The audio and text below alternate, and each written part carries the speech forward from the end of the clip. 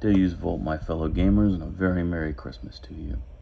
So this is the second video for Christmas Day, I guess. I'm going to do some unboxing of blisters, but here I'm doing the Basilanian guy riding this giant lion. I finally got my arm piece in from Mantic, and it was nice because I was able to mix and match all the pieces from the two different kits that I had to make the best lion and guy, whatever his name is, General something or other. But very, very happy with this. I have to go in and do liquid green stuff, and then I'm going to file everything smooth, and it should come out really nice. Then I'll mount this guy on, because you want to get around his crotchety crotch and around his armpits and stuff. Get in there and make him look nice, because he actually sits up like this, so you're going to be able to see those armpit regions. So a very cool, healthy model. I love it. Really nice. But here, kind of excited to get this guy. Jarvis turns the undead into the alignment good. So this guy does come with a Mantic point, which is awesome. So if you wanted to run Elo high with your undead army, he's the way to do it. Standard base, chunk of foam, resin model. Not much to go over with this guy. I mean, let's look at the model that I got. All the fingers intact and looking good. The frill around here, the design, it's not as deeply cut as those, like the designs from the brand new Earth Elementals I got. Those are really righteously cut. So this is probably a little bit of an older resin kit. The chain is a nice detail on the back of the tome that he's holding. That chain is righteous. I'm going to turn over here and look at him. Give a little pointer. He's got some soft details there. Not that finely cut. I might take an X-Acto knife and exaggerate the depth of the cut there. A little bit of flashing, but it looks good. Deep in there, there's no damage to the mold. So he's got some good detail there. His face is real crisp. It looks good. So still totally doing the electric slide. And looks like right there we have a little air bubble, but that's okay. Yeah, that's okay. He actually looks quite nice. The rim to his shoulder pad is crisp and clean. There's no breaks. Wonderful, wonderful. Of course, he was protected with that foam.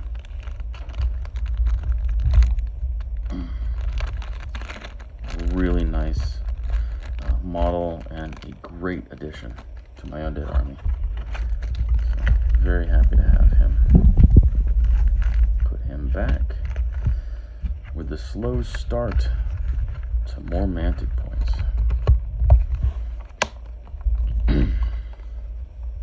So next we have something pretty cool for the dwarf army. It's the Vanguard Dwarf Steel Juggernaut. Dude's a boss. They have rules for him in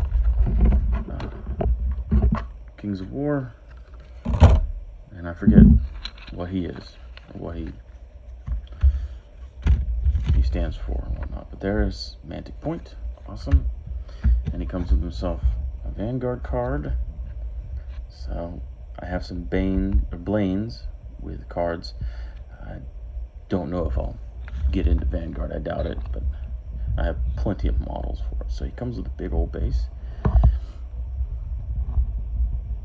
a real nice steam type flame cannon thing, and the cap to this looks more goblin-esque than it does really dwarfish, so it doesn't look right to me. I might just cut that tip off and have it flat and drill a hole into it. That would be more dwarfy. Nice gauges there. And yeah, this guy, he has to be made exactly how he is.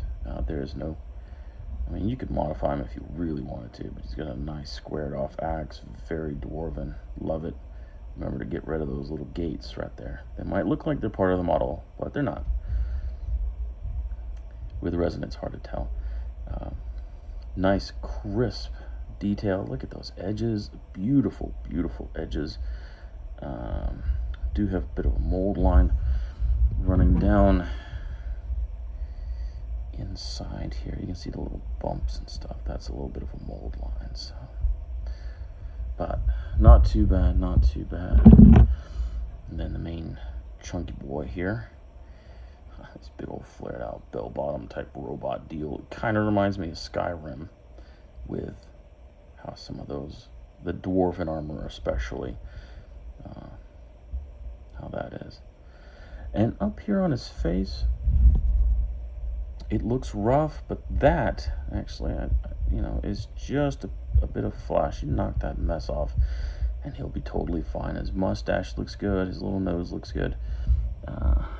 Yeah, this just needs a little knocking off. I don't really want to do it. It looks like maybe the tip of his nose has an air bubble there. And I want to do it with a sharp knife. No, okay, there's no air bubble at the tip of his nose. So it's good. Good to go. I could see this being a major problem though. If it was thicker resin stuck to all that detail, that would be a problem. You might carve off his mustache and whatnot and not know it. I don't know why there's an arrow in his belt buckle.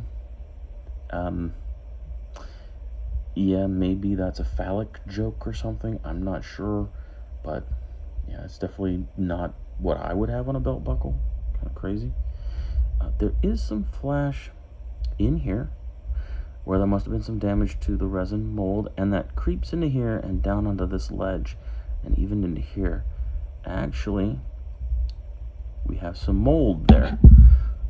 So what'll happen is when they're separating these things right in here, do you see how that's more elastic, more rubbery? Oh,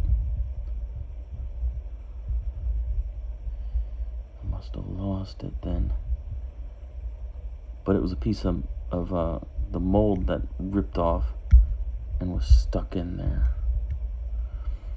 So yeah, this doesn't take much to get off. You kind of recarve it a little bit and it'll look good in no time.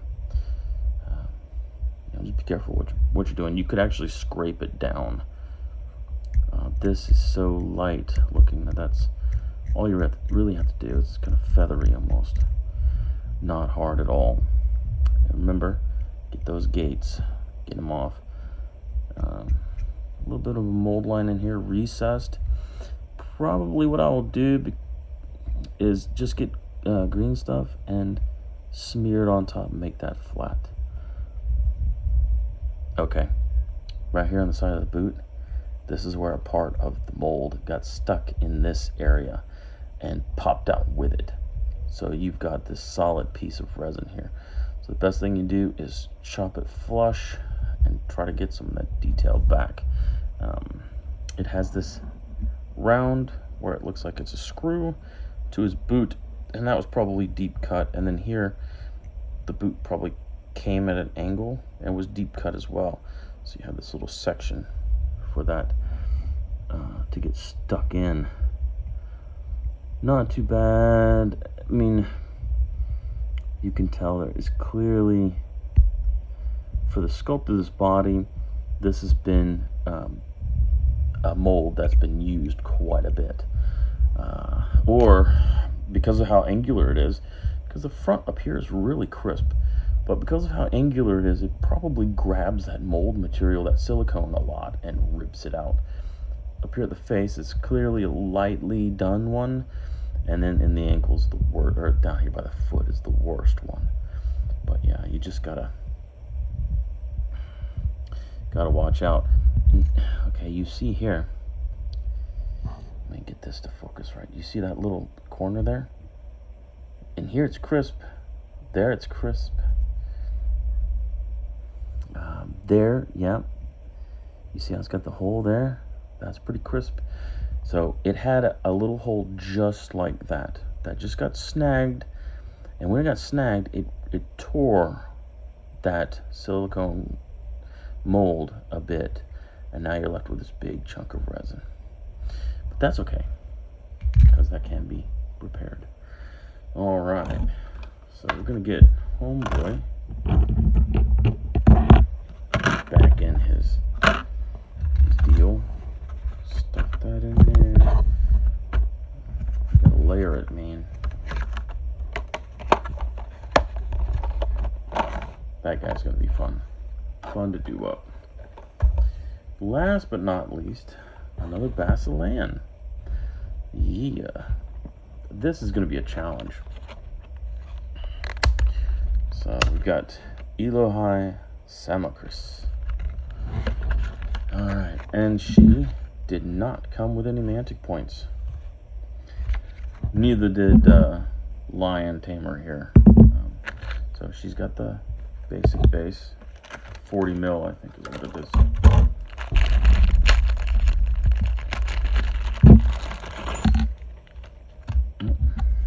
Let's do this first. Loincloth. So I guess you could choose which one you wanted, but I think this one's the prettier one. So it's just that little dot there that marries with the dot that's on her.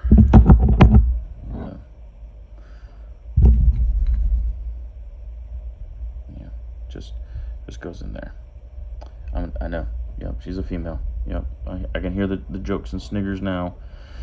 But here she has a lot of webbing up there under her arm and on the side there.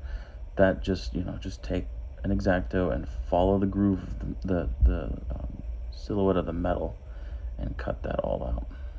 Just cut that out. It's easy peasy. The metal, it looks good. Soft detail around the boots. There's soft like scroll work there. A good wash will highlight that. She's got a caverner's back, but that is for her cloaky cloak. So yeah, it needs a little bit of fitting because it's Gapalicious. It's gappy and then gappy down yonder. So it would probably need a bend or something. So you're gonna have to force her. Okay. The problem with this model, I mean, you got wings that are as big as she is, and they're thick, they're heavy.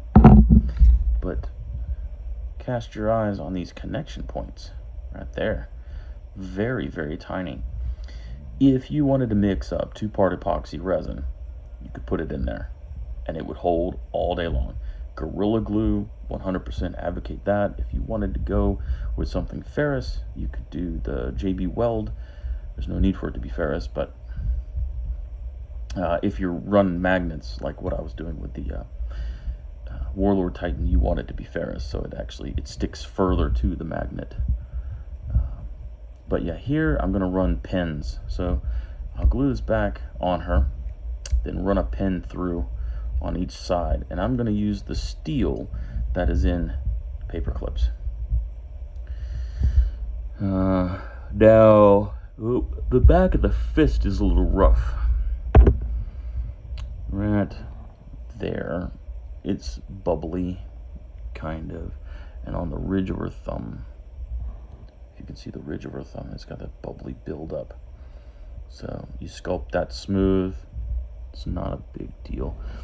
And actually, on the boot plates, you're gonna have 1, 2, 3, 4 boot plates that are segmented, making running easier and all that good stuff. And these are bubbled up. It's kind of like as if it has some rust or something on it. It doesn't have rust, it's just excess material that needs to be kind of scraped smooth and then the detail put back in. Sucks you gotta do it, but these are older sculpts. I know she's probably one of the first runs with Basilea. Oh man, this boot right here is rough too. Yeah, you see how bubbly that is? And a lot of this can be taken out with a round file. You can file that off and then just put back in the detail with the lines. And that's just inclining your X-Acto and scraping in that direction until you have that nice line formed, and form it on all sides.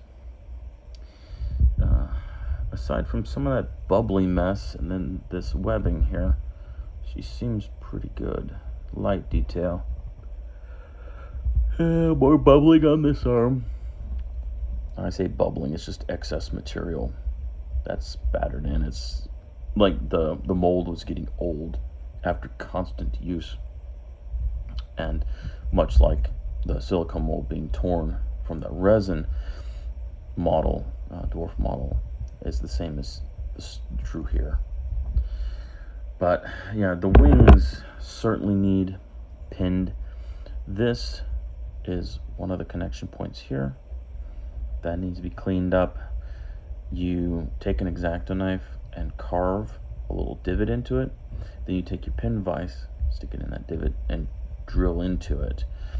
Now for these things, well, because of the contour or whatnot, I don't know, I'll probably have to drill at an angle going through here.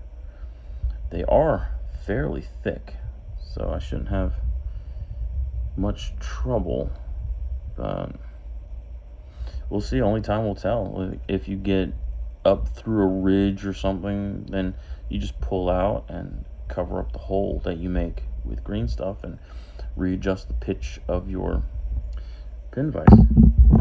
So same story. This guy's got, that's a lot of bubbles in there. I think this here, I think that is my point of connection right there. So the wings, you've got a fair sized mold line, and it's got a bit of a lip to it, so that's a shame. It is what it is, you know. You get metal, and this looks good. Her staff with the flame. I'm not seeing any of that excess material, so this is done well. The fingers have good separation. It's nice. It's done well. Very good, very good. So, let me be sure I told you guys it was this one, but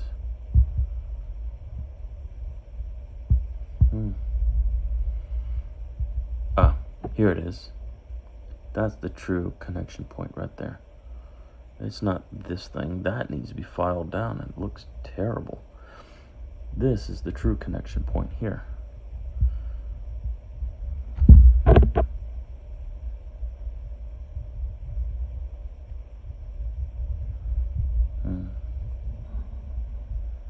Always dry fit things, guys.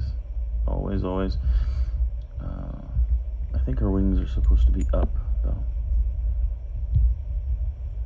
Yes, fit much better. Now that sucks. That sucks even worse. And the reason why I say this is because now, doing this, I can only pin like in this general direction, so that gives me less room to pin, actually. And I bet you, I wonder how many people have done it, but they take this wing and tilt it a bit down to where it touches that robe, and then you can glue that little bit that touches the robe as well and add to her stability, which isn't a bad thing. Just don't put too much glue on that spot. But that would be an option.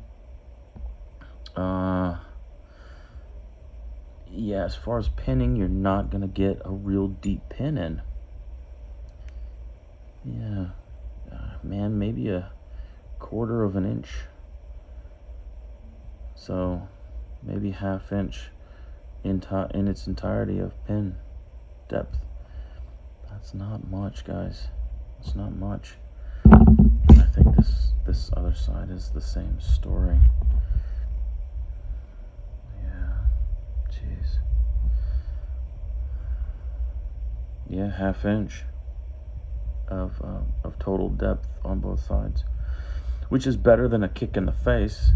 And actually this one, I mean, you could probably tilt it down as well. You see how that first bulge hits the cape, so you can get it in there and on that bulge if you wanted to do it that way. I'm still going to advocate the pinning, and that keeps the wings away from the cape and has a cleaner look. But I could see people resting it on the cloak, and you know, put that dot of glue right there, a dot of glue right there, and then if that is too much glue, you take a paper towel, and I would go with the corners here. You see how it's kind of like spongy type, and you would just lay it down on that spot, and it would suck up. You'll see glue just suck into the towel, and then do it on the other side. Just lightly touch, and it would leave enough to hold that, but yeah, not enough to create a glob of glue that would be quite obvious. It would just be enough to hit the surface areas. Yeah. Now I have a nice pin vise set up here. I mean, this is a company that I don't care for. Boo! But it's better than the old pin that I was using. The old pin vise I was using did not have this swivel bottom, and so I had a massive callus right here, where I would wedge that pin, and I would just drill it in, and it was also, you know, screwing like right into my skin there, and it would be raw. Yeah, so having this spinner on it, let me tell you guys, that makes everything more comfortable and happy. So this is very nice. But yeah, good blisters all around. I really like them. She is going to require a bit more work. As far as in-game play, I'm not sure about her. I don't see a lot of people using her. I don't see a lot of people using the dwarf guy either, but I just think that they're cool models. So that's why I got them. And just, you know, for things to paint. So I enjoy them. I will have a video coming up about a piece of terrain that I recently got, and that piece of terrain is awesome. So I'll put that back in there.